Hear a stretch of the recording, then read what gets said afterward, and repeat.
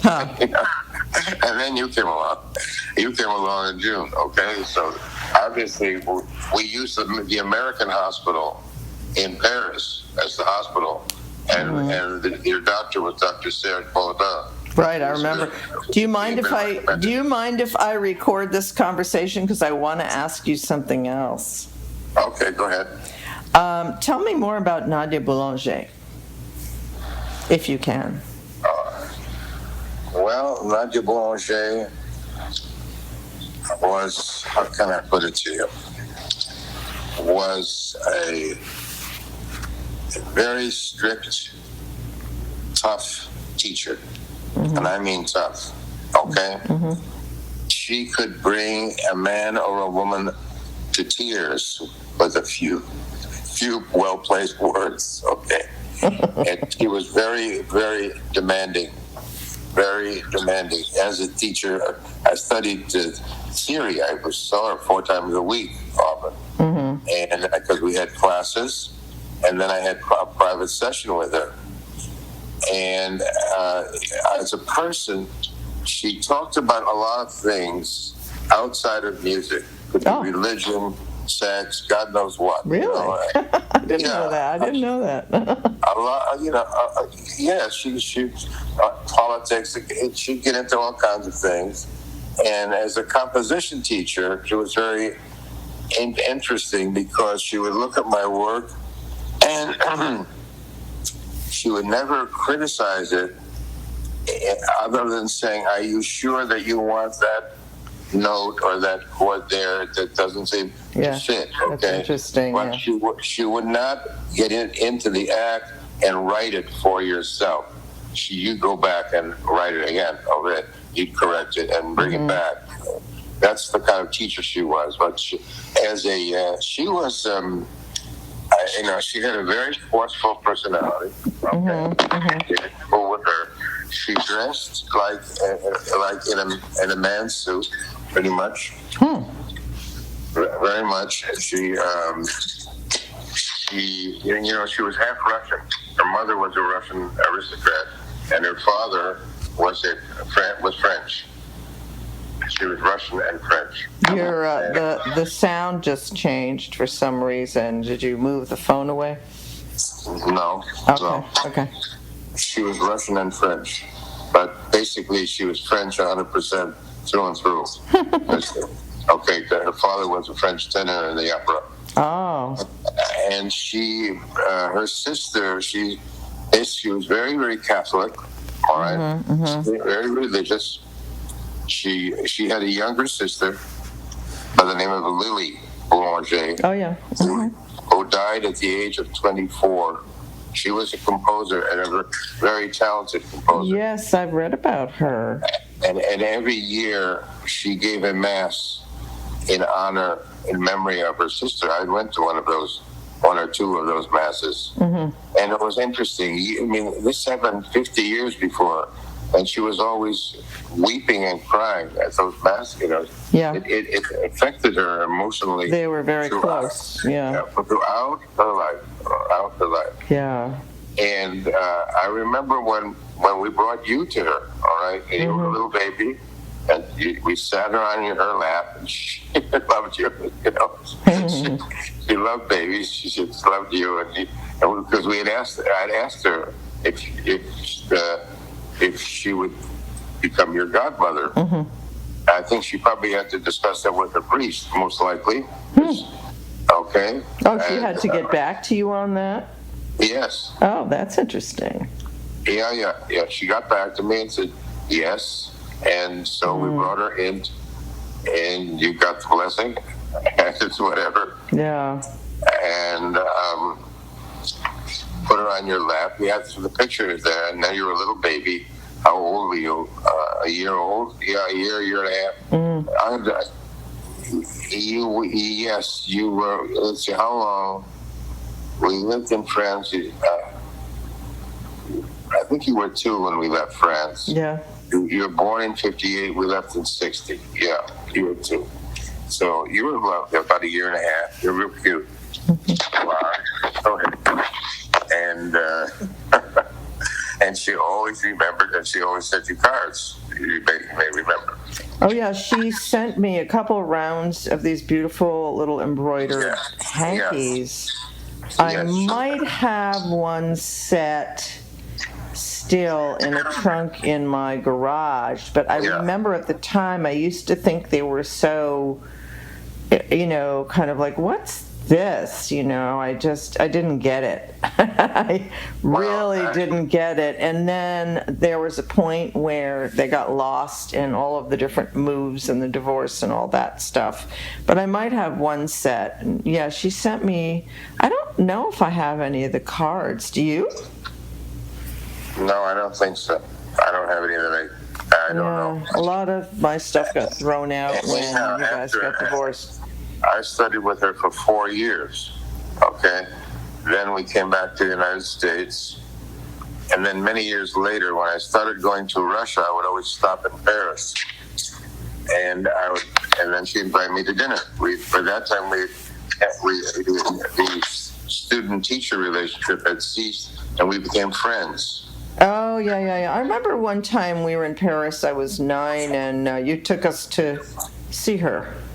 I think so, yes. Yeah, I know, right. So I remember, yeah. Yeah, up to her apartment. Yeah. And, no, she was very, she'd always have, she had a Wednesday afternoon class where she invited all her students. And then after that, she'd have a little reception. She'd invite in some friends and have That's nice. Coffee or tea or some goodies to eat. And she had 2 servants who lived with her.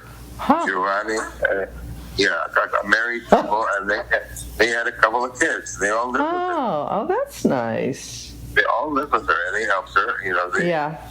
They did the cooking and everything. And right, that's a great idea. Yeah.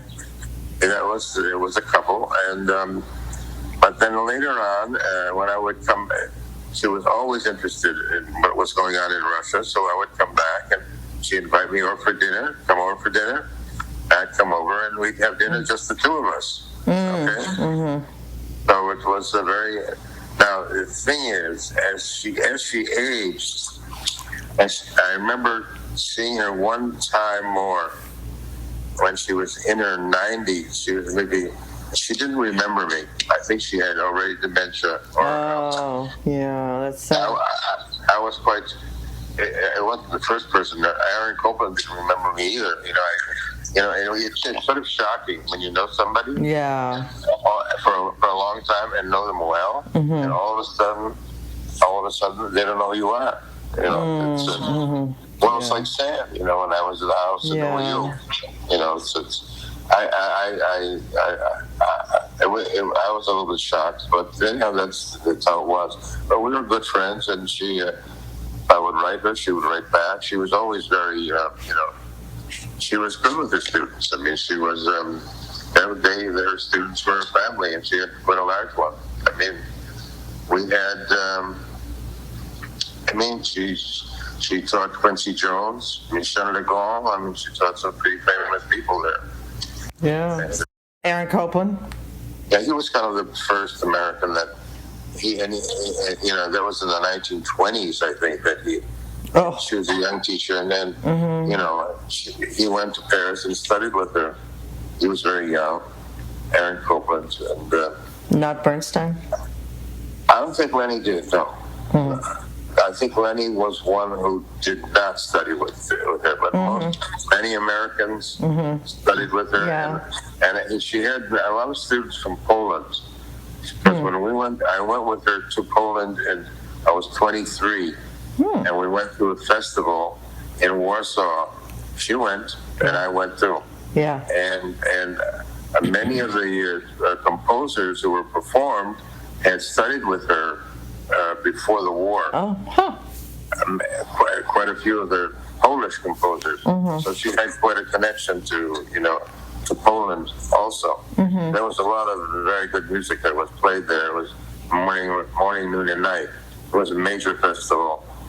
And at that festival, there were the great Russian artists that were there. I met Oistra, Shostakovich, and Kanovitz. They were all there. Everybody was there. We were all there. And I didn't speak Russian at that time, but the Russian table, they would sit in a group. We used to one of the musicologists spoke English, so they liked me, so they would call me over to the table and we'd sit and chat, and it was fun. It was fun. It was. Do you have any photographs of the two? No, Oh.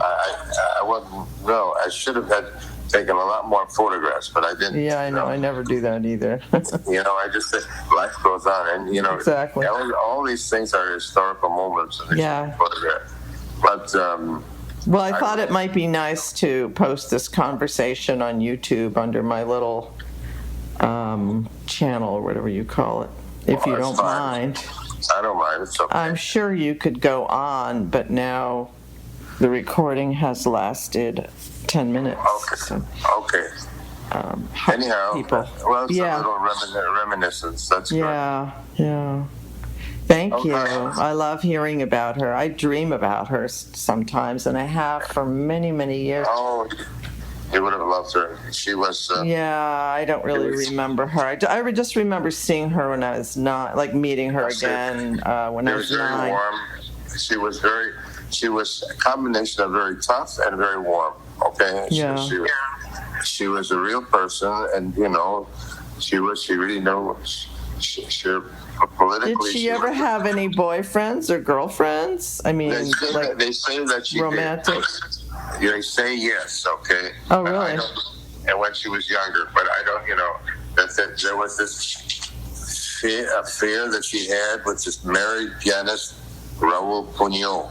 He was a famous pianist and a teacher, and that's all I know about. Okay, that's like many years ago, but I never heard of anything. Okay, she devoted her life from 8 in the morning until 11 at night to teaching. Oh, I see.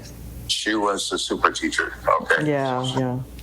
And she was also a very good organist. Her main instrument was the organ, and she had an organ in her house and a piano. And her house was filled with interesting organ. What kind of an organ in her house did she have? Well, it was a size house organ. A house. Okay. What kind of piano did she have? I think it was a Pleyel. I think, as I recall, a French piano. I think. I don't really. I believe it was. Pleyel was a major French piano turn. Pleyel or Iran. I don't think it was a Steinway. I don't recall it being it. Did you have? I'm guessing. What did you practice on? I had a piano there in my house. I rented it. In Normandy? In Normandy, yeah. Yes, I did. And I bought a harpsichord. Yes. You had a piano and a harpsichord in that house? Yes, I did. I bought a harpsichord. Avrilly? Yes, we bought a harpsichord in Germany and had it moved to Avrilly. Oh. But that was a different harpsichord than the Frank Hubbard. No, yes, it was a Neubert harpsichord, and then it was moved to the United States. Oh, was it Brown? A Brown harpsichord? Yeah, it was Brown. I remember that. What happened to that harpsichord? We sold it. Oh, yeah, I remember that harpsichord. I had several harpsichords. I had 3. Yeah. Then I bought an Eric Hertz harpsichord. I sold that one too. Then I got the Hubbard. Which also got sold a few years ago. Yeah. Anyhow. Well, that's all very interesting. Thanks, Papa. I thought you'd be interested if I filled you in a little bit on some of these. Yeah, details. I am. Okay. See you soon, Maïa. I love you. I love you too, Papa. Bye.